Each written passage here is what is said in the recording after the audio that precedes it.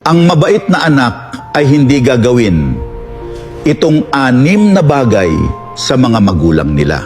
Hindi ito tungkol sa pagkontrol sa iyo ng magulang mo.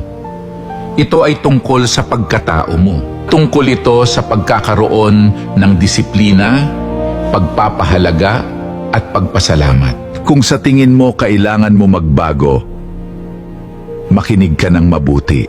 Una, huwag kang magsasalita ng walang paggalang, lalong-lalo na sa iyong nanay.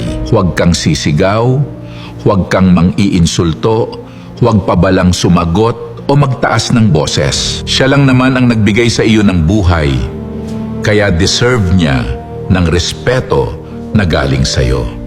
Pangalawa, huwag kang aalis ng bahay nang hindi nagsasabi kung saan ka pupunta. Libre naman ang magsalita, napakadaling gawin nito. Kailangan ng magulang mo ng panatag ng kalooban kung saan ka magpupunta dahil mahal ka nila. Pangatlo, huwag mong iiwan sa kanila ang mga trabahong bahay na dapat ikaw ang gagawa. Linisin mo ang kwarto mo o kahit man lang ang pinaghigaan mo, iligpit ang pinagkainan mo kahit ilagay mo man lang sa lababo.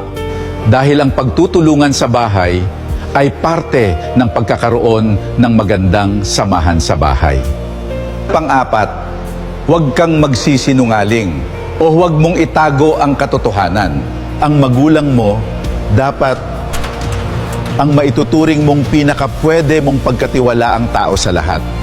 Ang pagsabi ng totoo ay nagbubunga ng magandang pagtitiwala sa isa't isa. Pero ang pagiging tahimik naman ang sisira sa natitirang samahan.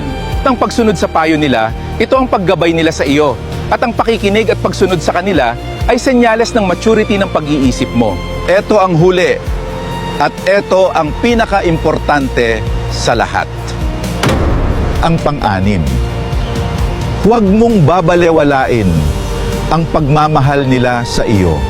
Ang pagiging mabuting anak sa lahat ng pagkakataon ay pagsukli sa kanila ng pagmamahal na binibigay nila sa iyo. Ang bahay na kinalakihan mo ay ang pundasyon ng buhay mo.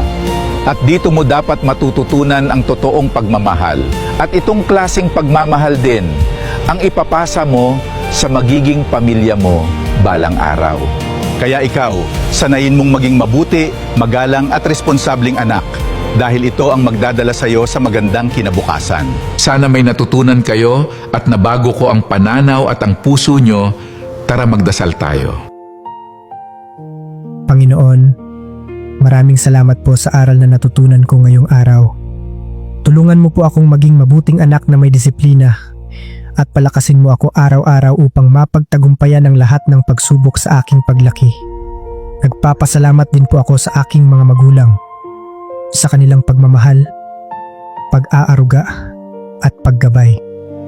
Alam ko pong sila ay kaloob mo upang hubugin ako bilang isang mas mabuting tao. Naway lagi kong maipakita ang aking pag-ibig at pagsunod sa iyo sa aking mga gawa at salita. Amen. Oo nga pala, kung nagustuhan nyo ang video na ito, huwag po kalimutan mag-like, follow at subscribe.